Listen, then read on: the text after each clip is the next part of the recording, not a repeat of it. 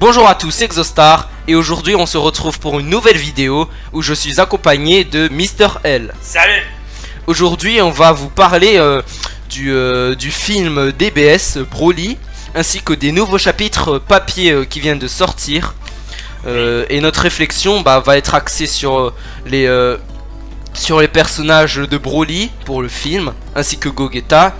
Et pour le manga papier, sur le personnage de Moro. Oui. Broly et Moro étant des personnages quand même inédits. Oui. À leur façon. À l'époque, Broly existait, mais il n'était pas canon. Et Moro, il a des pouvoirs de magie qui ont été rarement vus, qu'on va vous spécifier dans la suite. Oui. On commence par le manga. Oui. Bon, Moro apparaît dans le chapitre 43 à 45, après le tournoi du pouvoir. Bon, oui. L'histoire se déroule après tout ce qui se passe avec Broly. Oui.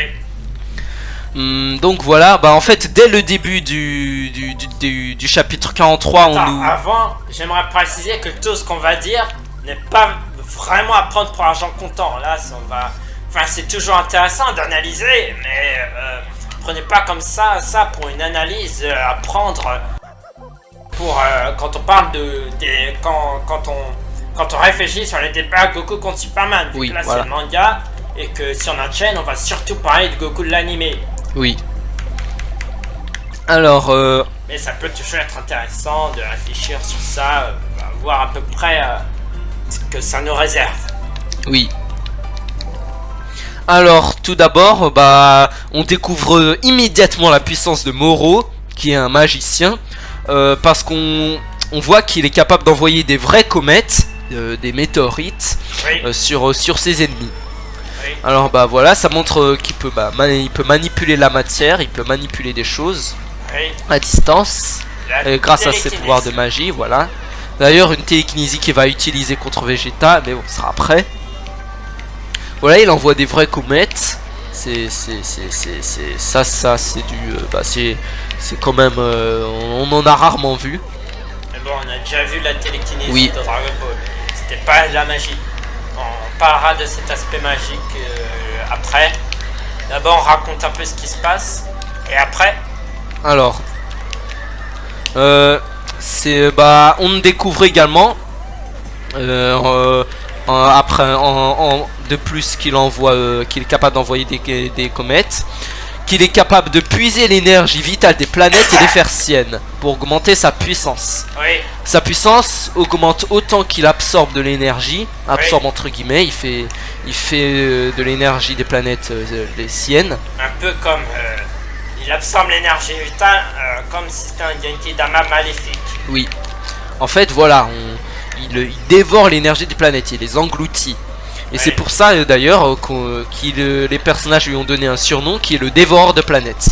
Oui, ça fait étrangement penser à Galactus. Oui, Mais bon, je pense, à mon avis, c'est quand même infondé. Galactus poutre allègrement ce vieillard, ce bouc, quoi. C'est pas le même niveau, hein. Commencez pas directement les comparaisons. D'ailleurs, on n'a rien vu de Moro. Enfin, on n'a pas vu grand chose. Et j'aimerais rajouter que c'est pas un feat Planet Buster. Que déjà, il a pas détruit la planète, il a absorbé l'énergie de la planète. Oui. Après, on peut parler d'échelle planétaire, planète level en zone d'effectivité, d'efficacité. Donc voilà, Moro, il a une puissance planétaire. Alors oui, voilà, il dit de la magie. On apprend qu'il a été scellé par le Grand Kaioshin. Le Grand Kaioshin qui, je vous rappelle, a été absorbé par Majin Buu. Oui. Scellé, c'est aussi de la magie. Donc il a beau maîtriser la magie, il est vulnérable à la magie. Oui. Il n'est pas tout puissant face à celle-ci. Alors ensuite, voilà, comme je vous ai dit, la puissance de Moro augmente autant qu'il absorbe l'énergie des planètes qu'il veut. Oui. Et c'est pour cela qu'il y a eu un statement assez intéressant. C'est Goku qui l'a dit, enfin en vrai je sais plus. Mais en tout cas il a été dit que Moro est sans limite. Oui. Mais c'est justement là qu'il a été dit justement qu'il n'est par Goku. Enfin par lui, je sais plus qui. que sans limite ici, ça veut dire que Goku devient de plus en plus fort. Enfin que Moro devient de plus en plus fort. Ça veut dire qu'il a un potentiel infini. Ça ne veut pas dire qu'il a une puissance infinie. Oui, donc en fait, ça montre. Quand on parle de puissance infinie dans Dragon Ball, faut pas penser que c'est ouais une force infinie. C'est pas la même chose. Oui, c'est pas. Ça veut dire potentiel limité quoi. C'est limite une hyperbole. Oui. Par une puissance infinie. Mais bon, si vous n'êtes pas un fanboy, ça ne devrait même pas être étonnant. Entre nous, les hyperboles de Dragon Ball, c'est monnaie courante. Ensuite, Goku, bah, vu qu'il veut chercher, vu qu'il veut aider la patrouille intergalactique à chercher Moro, il utilise son pouvoir il essaye d'utiliser son pouvoir de téléportation pour repérer le ki de Moro. Et c'est à ce moment-là qu'il dit que le ki de Moro est terrifiant. Ouais. Je vous rappelle que terrifiant, ça ne veut pas dire fort. Ici, Goku le dit lui-même que le ki de Moro n'est pas impressionnant. Ça ne l'impressionne pas. Ce qui impressionne, enfin si, c'est impressionnant, mais c'est pas sa puissance, c'est pas l'amplitude qui est impressionnant, c'est le caractère terrifiant, c'est le fait que ce soit maléfique. La couleur en fait. Oui, voilà. Donc voilà. Donc ça prouve bien qu'un ki terrifiant, maléfique, ça un ki qui fait peur, ça veut pas dire un ki qui relève de la puissance, pas forcément. Pas dire forcément, c'est pas synonyme. Oui. Alors ensuite. Par ailleurs, Moro a repéré que Goku essayait de le chercher. Bon, c'est un détail, mais ça se voit que c'est pas infaillible ce pouvoir de Goku. Ouais, la téléportation n'est pas infaillible depuis longtemps. On l'a déjà vu contre Dispo qui pouvait heurter Goku avant même qu'il posait ses doigts sur son front. Bon, la téléportation c'est bien, mais quand tu peux le faire. Oui. Donc voilà. Oui, voilà. Ki terrifiant n'est pas égal à ki fort. Ensuite, bon, c'est là que vient le combat au chapitre 44 ou 45, je sais plus, mais le combat c'est majoritairement au chapitre 45. Bon, on observe que c'est que Vegeta qui affronte en SSJ1 le pouvoir de Moro. Oui. Et Moro, il esquive facilement le pouvoir de Vegeta. Bon. Déjà, on sait qu'il est au-dessus d'un Vegeta SSJ1, voire même d'un Goku SSJ1. Mais bon, on n'a pas de fit là, juste des échelles. Pour un scaling. Ensuite... Vegeta SSJ1 Vegeta SSJ1 qui devient en PLS lorsque Moro utilise la télékinésie. Oui, Moro à un moment donné il utilise son pouvoir pour ses pouvoirs spéciaux comme le dit Goku pour contrôler Vegeta. En gros il l'envoie sur le sol brutalement. Oui. Et le bloque, il l'envoie sur le sol. Bref, il a la main sur Vegeta. En fait Vegeta n'a pas de résistance à magie, mais bon c'est pas nouveau. Non. Moro il envoie même des trucs de la planète. Il utilise l'énergie de la planète. Il l'envoie, je sais plus, du magma ou des roches. Oui. Enfin, il envoie des on choses, voit pas très bien dans le manga. Oui, ouais. D'ailleurs Vegeta ne s'en sort pas très bien. Ça montre que la magie les étonne. Ils n'ont pas l'habitude de ça. Je rappelle qu'avant tout ce qu'ils affrontaient c'est des mecs qui balançaient leur boule d'énergie, qui utilisaient le ki, qui envoyaient des rayons d'énergie, mais on n'a jamais vu Goku et Vegeta concrètement affronter des gens avec des pouvoirs réellement spéciaux. À part peut-être Hit, et encore c'est un peu de ki, et Boo, qui maîtrisent un peu de magie, mais ils utilisent aussi beaucoup de ki. Et là, c'est la première fois qu'on voit quelqu'un qui utilise vraiment que de la magie, et on voit qu'il galère en fait. Ouais. Donc bon... Ça dit souvent que Superman galère contre des entités magiques, mais c'est en fait c'est pas tellement mieux pour Goku et Vegeta. Ouais. Eux non plus n'ont pas vraiment de résistance à la magie, ils en ont aucun, ils se font avoir comme tout le monde. Oui. Alors ensuite, donc voilà, la faiblesse à la magie n'est pas un argument pertinent. Bon après il a su mieux se débrouiller en se transformant en SSJ code. Oui. Il a commencé à réussir à mettre des coups à Moro. Oui, il est devenu plus rapide que lui. Bon, ça fait pas vraiment dire grand chose au niveau battle homologique, étant donné qu'il n'a pas de fit, il n'a pas tant de fit que ça. Oui.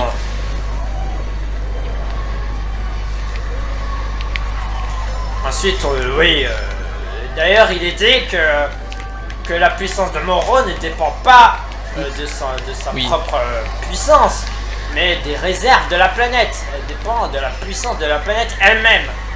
Ça veut dire que, oui, il dit que l'ampleur de ses attaques dépend de la planète dans laquelle il se trouve. Ça veut dire que ça, c'est vraiment très important quand on fera des Oui. comparaisons. Ça dépend de l'environnement, ça dépend pas vraiment de lui. Par exemple, sur Namek, ses coups fonctionnent bien, vu que Namek Oui. a beaucoup de ressources. Mais je pense que ce serait pareil sur la Terre. Oui, Voilà, dans peut-être une... mieux. Oui. Vu qu'il y a de l'eau, il y a des arbres, il y a beaucoup de roches, il y a de la lave, bon bref, il y a beaucoup de choses. Mais si c'était sur la Lune, voilà, comme vous le savez, ou si c'était... Bah, s'ils s'affrontaient dans l'espace, par exemple, ou dans une arène, Oula, Moro, c'est PLS qui subit là. oui, il est sans moyens, il perd.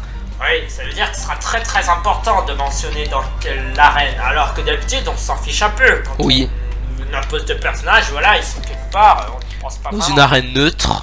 Oui, bon. alors que là, ce sera vraiment important de mentionner dans la nature du champ de bataille. Oui, Et en fonction de celle-ci, sera déterminé le succès de Moro. bon voilà, SSJ Vegeta SSJ God Earth maintes fois Vegeta.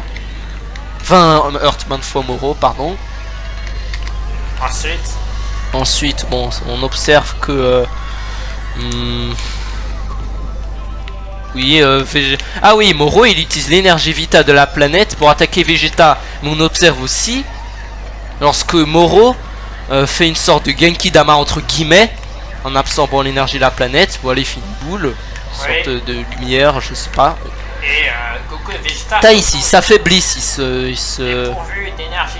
sont vidés de leur énergie. Ils peuvent même plus se transformer. Voilà, bon, c'est pas la première fois qu'on voit qu'ils ne peuvent plus se transformer parce qu'ils ont plus beaucoup d'énergie. Mais en tout cas, voilà, ils sont Ça montre encore, ça montre. ils sont pas super résistants à la magie. Oui, voilà, ça montre un nouveau moyen de les vaincre. Très intéressant. Donc, ensuite... Ah oui, et il était dit que Moro peut utiliser l'énergie jusqu'à l'extinction de la planète. Pourtant, il parle bien de puissance infinie. Quand enfin, Moro dit quelques secondes avant qu'il y a la puissance sans limite, que ça n'a pas de limite, et après il dit qu'il y a des limites. Ouais, j'avoue, c'est assez contradictoire. Mais bon, encore une fois, on est habitué. Toujours des hyperboles, hein, puissance infinie.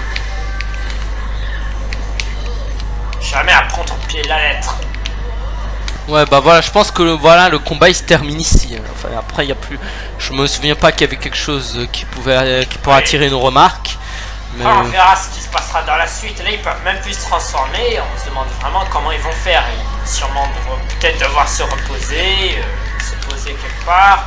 Moro va peut-être obtenir un Dragon Ball. Bon, enfin, c'est pas bref, c'est pas notre taf de faire ça. Je pense que vous avez d'autres youtubeurs pour émettre des théories. Bon, maintenant on passe à Broly. Bon, vous connaissez Broly, je pense qu'on n'a pas besoin de le présenter. Vous connaissez tous. Si vous regardez cette vidéo, c'est que vous le connaissez. Bon, voilà, Broly, on l'appelait le Super Saiyan légendaire quand il se transformait. Bon, il y a des combats de Broly basse contre Goku transformé, etc. Mais bon, on va plutôt se concentrer sur le combat de Gogeta, qui la fusion de Vegeta et Goku, ainsi que Broly qui a connu un power up. Bon. Oui. Enfin, bon. Déjà, c'est du jamais vu, on est d'accord. Oui, parce que comme vous l'avez remarqué, il y a des feats. Il y a des feats assez impressionnants et c'est inédit. Parce que qu'est-ce qu'on voit? On voit des sortes de... On voit des réalités, si je peux me permettre, qui se brisent, des dimensions. Oui. Bon, vite, voilà. Universe Buster. Universe Buster, mais bon, c'est ambigu. Parce que Ouais. la première fois qu'on observe des fracas de dimensions, c'est sur Terre. Mais bon, vous savez, l'univers auquel appartient la Terre n'a pas été détruit. Sinon, Ouais. tout le monde serait mort, il n'aurait pas pu revenir. Oui. Bon voilà, c'est pas le cas. Et ce qu'on peut admettre, c'est qu'ils ont créé une ouverture Oui. à travers leur échange de coups. Oui, ils sont passés d'une dimension à l'autre. Une dimension qui a été créée par Gogeta. Ils ont quand même abîmé l'univers, enfin la réalité. Ça montre encore une fois qu'ils sont 4D. Oui. Bon voilà, c'est du inédit. Même moi-même, j'ai été assez impressionné, enfin étonné. Pour être honnête, je m'attendais même pas qu'il y aurait des feats. D'habitude, il n'y a pas beaucoup de feats. D'habitude, avant d'avoir su qu'il y avait Gogeta, pour être honnête, je pensais que ça allait surtout être un film artistique. Genre, d'après ce que j'ai vu du premier teaser, moi je pensais que ça allait être un film artistique, enfin entre guillemets quoi, qui serait plus axé sur la beauté du combat plutôt qu'à la destruction. Après, c'est pas incompatible, mais faut comprendre l'idée. Donc, on a vraiment été étonnés quand on a appris qu'il y avait des jeux de dimensions, etc. Oui. Parce que d'habitude on a des planètes, on a des feats, planète level, des choses qui tremblent par-ci par-là. Bon, on l'admet, c'est étonnant, c'est quand même assez puissant. Faut pas se voiler la face. Mais bon, Oui. faut noter que c'est le combat d'une fusion en SSJ Blue contre Broly qui s'est transformé. Oui, Ça n'a rien à voir avec un feat singulier de Goku. Oui, donc c'est Universe Buster, certes, mais pour Gogeta, SSJ Blue et Broly. Si on combine leur puissance. Donc, non seulement c'est pas un feat que tu peux vraiment évoquer quand tu parles de Gogeta SSJ Blue, enfin que tu peux vraiment évoquer, mais c'est encore pire si tu parles de la comparaison de Goku et Superman. Parce que oui, j'ai vu des vidéos qui disaient, enfin une vidéo qui disait en anglais, disait ouais, ça confirme ce que Beerus disait, ce que les gens disaient, qu'un affrontement pouvait détruire l'univers. Mais là on parle de Gogeta, c'est pas Goku. Et c'est un affrontement. Oui. Bon, oui, comme le disait Virus. Bon. Et Après, on voit que Gogeta et Broly, il y a des fracas il y a quelques fracas pendant leur combat, mais ils détruisent pas la dimension parallèle. Ils sont juste en train de l'abîmer. Après, c'est impressionnant. C'est pas du busting. oui.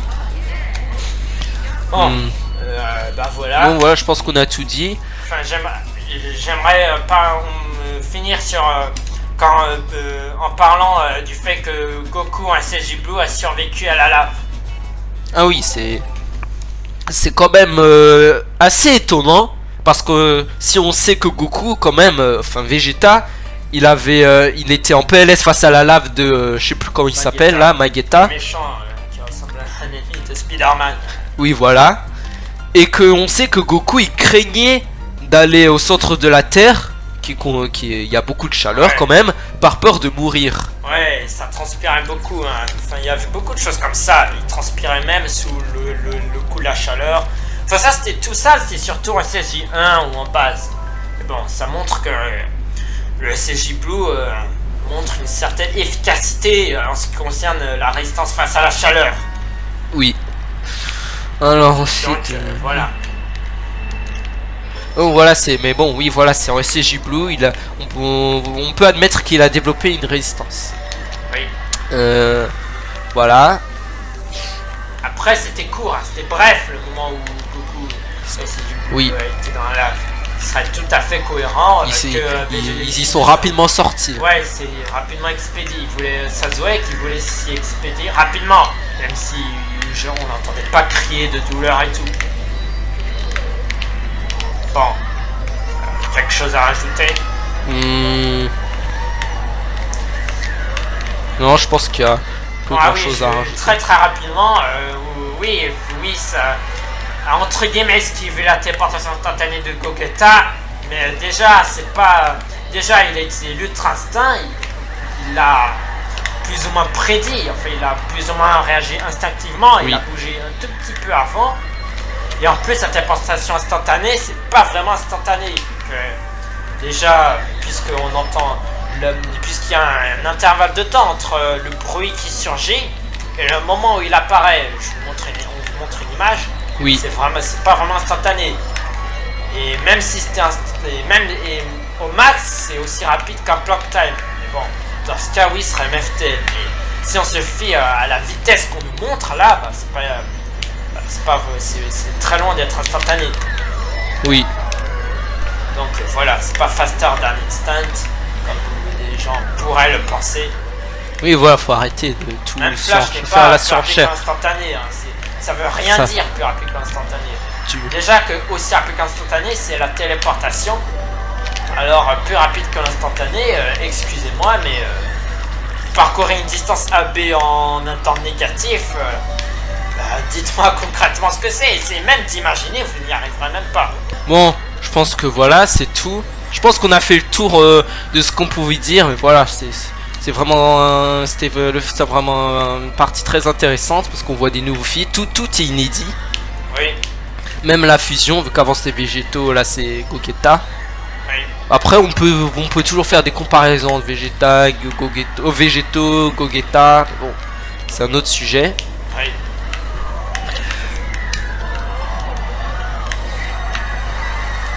Bien. Voilà, je pense qu'on a fini. Oui, bah si vous avez des remarques à faire, des suggestions, des remarques, voilà, Des contestations. ou même des théories, on les accueillera à bras ouverts. Bah dites-les on dites-les dans les répondra. commentaires, on répondra au maximum des commentaires si ce n'est pas tout. Oui. Voilà, si cette vidéo vous a plu, lâchez un pouce bleu. La vidéo Goku vs Superman va sortir cette semaine normalement. Parce que la vidéo est déjà finie. Mais faut un temps pour réactiver la chaîne. Donc voilà, c'est tout. On vous dit bye bye. À la prochaine.